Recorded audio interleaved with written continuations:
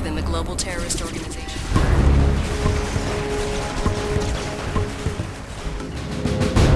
Tiberium is the reason why this story exists, right?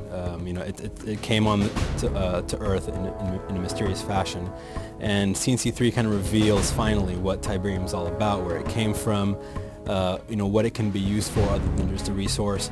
I don't want to give anything away, but obviously the major focus of CNC3 is all about Tiberium. The biggest challenge for us was how do you move the genre forward while still retaining a classic CNC feel. You'll notice that the sidebar interface has returned. That's one of the first things that people ask for. They love the sidebar interface. They loved what it means. It lets you build and queue up units while you're on the battlefield. You don't have to be near your base or hovering over your base. You can be focusing on the action while still queuing up units and managing your army. We have an AI that kind of adapts to your style of play as well. If you're a rusher, if you like to attack your enemy quickly, the AI will adapt to that. Whereas if you're kind of a more beginner type player, you like to turtle, kind of play slow and methodically, the AI will recognize that and adapt its style of play to you as well. Obviously, one of the very first questions on our mind, on the team's mind, when we first decided to work on a new CNC game was, were we going to do live action cutscenes? And we thought to be a true CNC game, you absolutely had to. Joe Coogan has reprised his role as Kane. We're very excited to have him back on board. You can't kill the Messiah. We also have two actual news anchors. CNN's Shannon Cook and Fox News' John Huck will be playing as actual news anchors on the field, covering the war as it unfolds in CNC3. When you sit down and get your hands on this game, you'll see that units respond to you right away. We kind of tore out the plumbing of our engine because ultimately an RTS at its core is all about unit interaction. How fast do the units do what you tell them to do? Every one of our three factions has a slate of new units. I mentioned the Avatar mech that Nod has.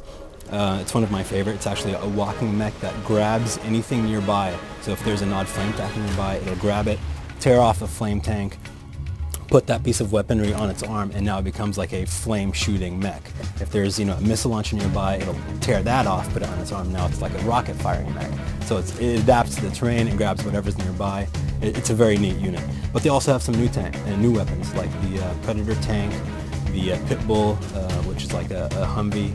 I think they have close to 15, 20 units in all. And I think the mix between old and new is about 40 old, classic, 60% brand new.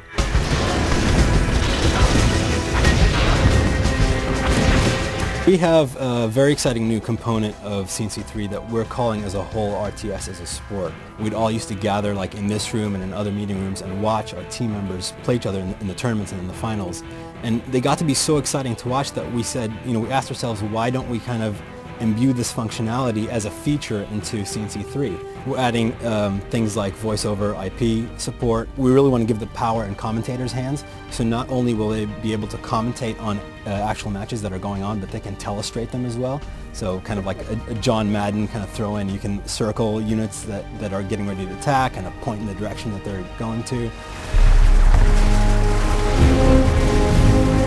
Great cast that we have, the great single-player campaign. It's going to be a huge single-player campaign. Upwards of 35 missions, 3 different campaigns. We have a new way of telling stories with not only just the full-motion cutscenes, but we have a theater of war concept where you get to choose your own missions sometimes, where they branch out, and depending on those choices you make, they have actual consequences in the next missions.